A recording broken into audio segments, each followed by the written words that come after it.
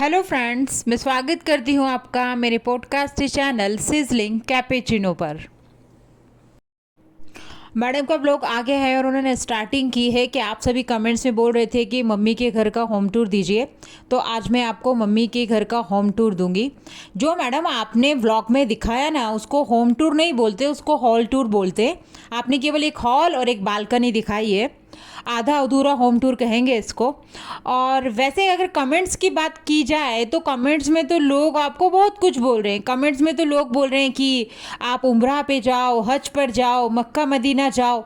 तो वो कमेंट्स पे तो आप बिल्कुल नेगलेक्ट ही करती है, उन पे तो ध्यान देती ही नहीं है ना।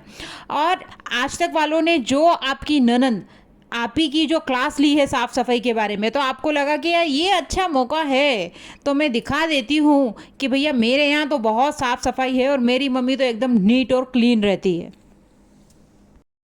आप मैडम ने हॉल टूर स्टार्ट किया तो उन्होंने ये सब दिखाया, तो हॉल बहुत ही नीट और क्लीन था।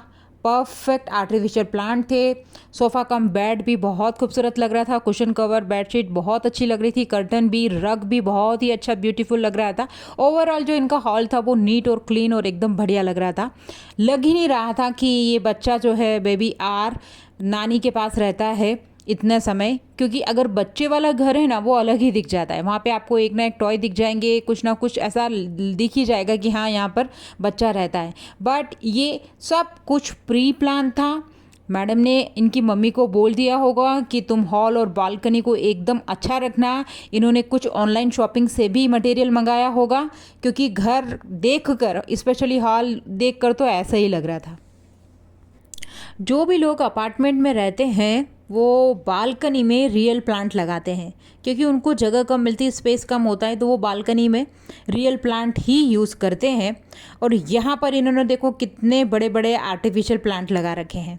ये एक्चुअली मैडम का ही माइंड है कि यहाँ पर ये रख देंगे, ये रख देंगे, ये सब हो जाएगा। छोटा सा सोफ़ा भी बालकनी में लगा देंगे ताकि घर एकदम बढ़िया टॉप क्लास लगे, लग्जरी और लेविश लगे और सब अपनी तारीफ़ करें। और कमेंट्स में लोग बोल भी रहे हैं कि तुम्हारी मम्मी का घर कितना नीट और क्लीन है, कितना अच्छा है। अरे सब वो प्री प्लान है। यहाँ पर मैडम बोल रही है कि लास्ट व्लॉग में मैंने प्रोनाउंसिएशन में मिस्टेक की थी, मैंने डायर बोल दिया था जबकि है डियोर।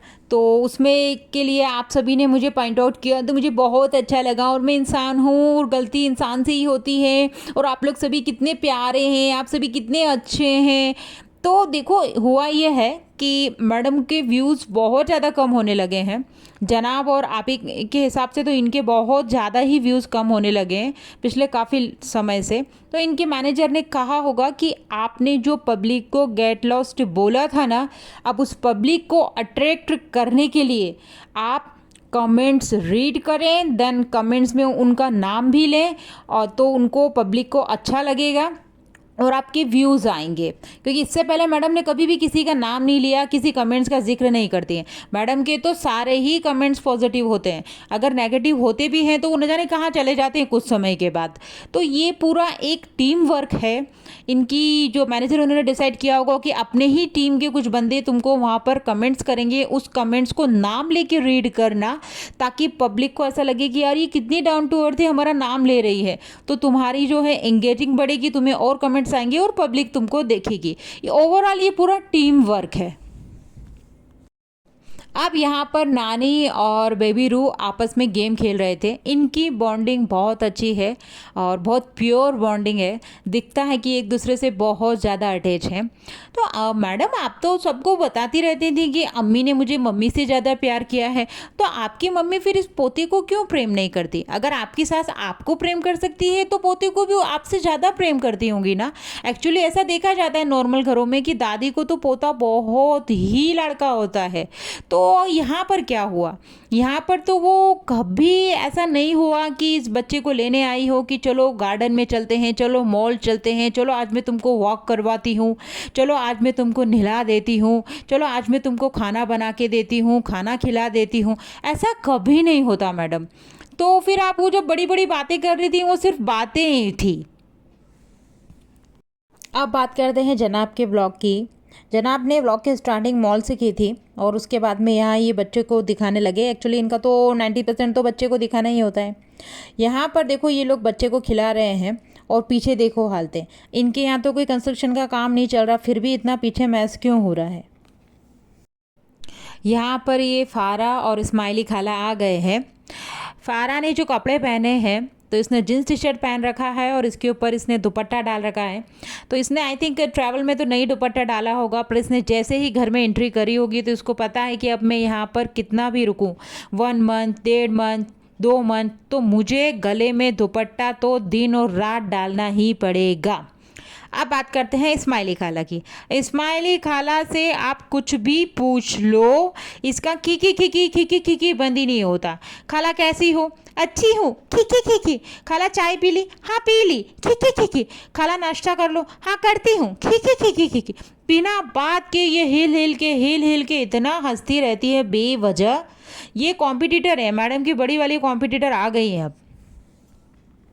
यहाँ पर डिस्कशन चल रहा है कि फ़रा की ब्रांच जो है कंप्यूटर्स है और अब शेड्यूल चेंज हो जाएगा और अभी मैं इतनी बजे जाऊँगी, इतनी बजे आऊँगी। जो फ़रा है वो जनाब को बता रही थी और जनाब भी बहुत अपना अपना ज्ञान दे रहे थे। और यहाँ पर खाला को देखो, अरे खाला तुम हंस रही हो, पर तुम ये तो देखो कि टॉपिक कौन सा चल रहा है, क्या मैटर चल रहा है, इसमें इतने हंसने की क्या बात है।